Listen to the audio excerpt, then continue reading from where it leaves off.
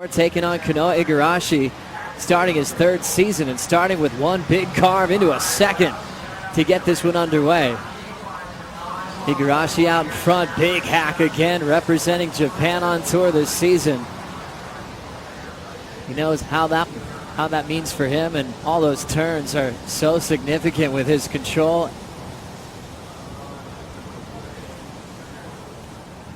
And run through all those events that he's worked so hard for. He spent a lot of time at Snapper Rocks as a young Grom with a huge future.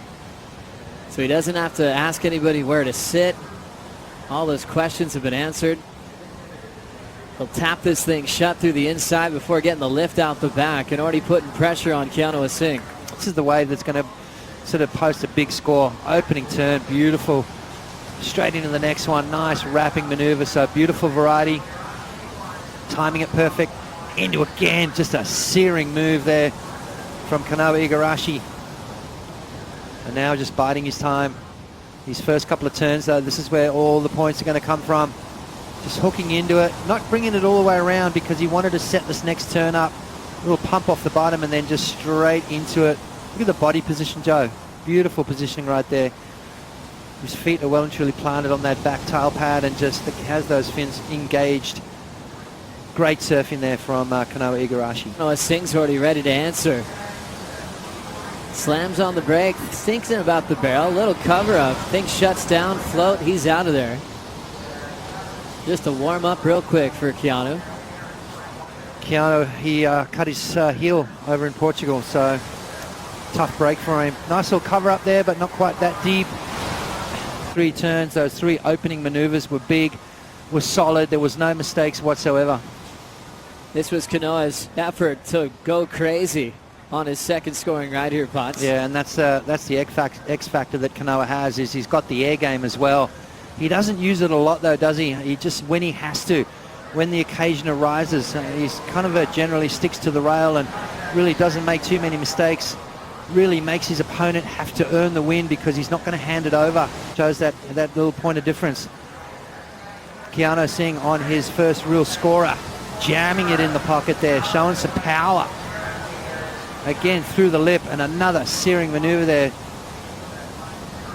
So Asing off to a good start on this one. Some big solid turns, nice critical turns in the pocket, and that's what the judges want to see, Joe, right in the guts of the wave, right in that real critical section. That's where the big points are going to come from.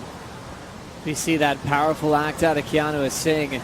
I think he gets a lot of hype on his backhand because he's won a lot of events using that powerful whip. What about his forehand? What are your favorite parts about Keanu's program there? Well, I think I'm already seeing a point of difference this year for his frontside approach. I think a little bit more critical, easy sort of win, and that motivates him. That makes him fight harder.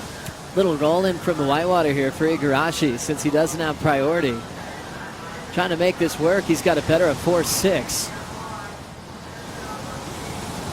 Drawn out power gouge right in the pocket, fin throw, reverse. My goodness, hence, no wonder. 4 world titles. There we go. Yeah. And one of the best ever competitively from Australia. This is Kanoa's decision under priority. I tell you what, this could have turned into something really special. I mean, see that little double up section? That's what you want here at Snapper Rocks. First opening turn, beautiful. I mean, holding the rail as long as he can, and then just went for broke there. So it was going to be a 2-turn combo.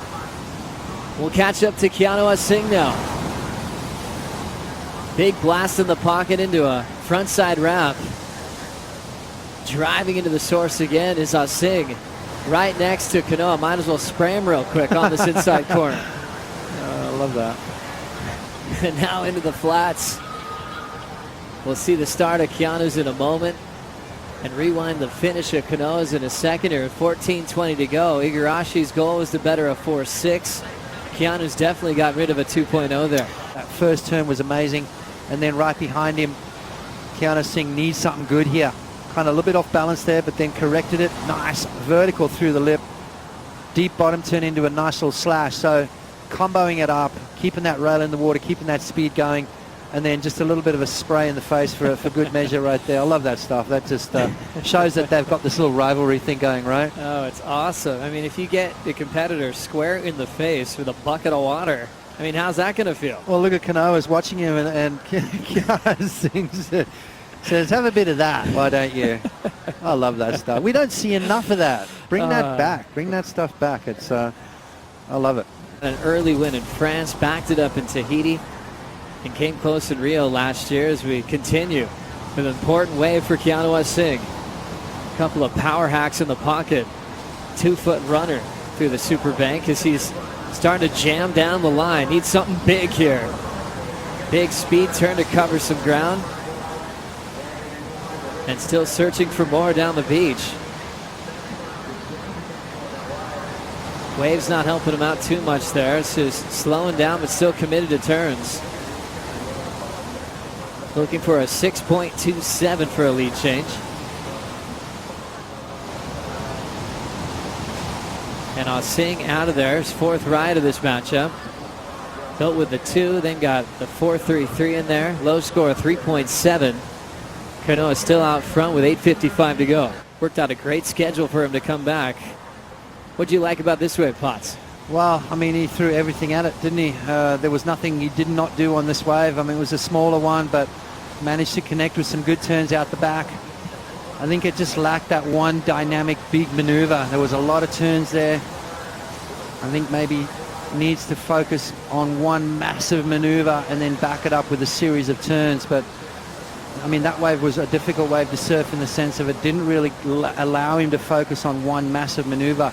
So he had to fit a lot of turns in there, and that's going to reflect in the scores. A lot of these guys are riding these waves all the way through to the death just to get that jet ski back out, but a leg burner there for Asing, and the score follows, Joe. Started going to the small QSs, the 1500s, the 3000s, and he was a giant in the locker room. Basically swept a lot of those events that he was a part of. As you see him pop out of a quick barrel, and he's out with 6:15 to go.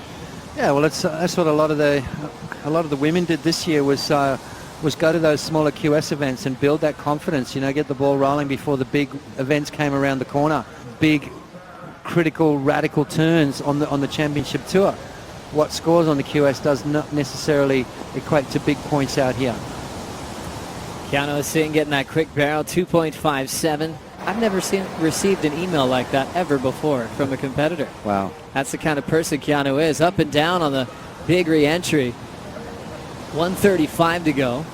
Makes it 4 in a row against Asing in one-on-one matchups. Keanu, a couple of 4s. They'll take one more wave in this uncrowded lineup preparing for Bells Beach. And Kanoa will be moving on into round 3. See that 6, how important it was out of the gates. We talked about how tough it is to get a 6 today. Still the keeper and still the best wave of this entire matchup as we've run out of time.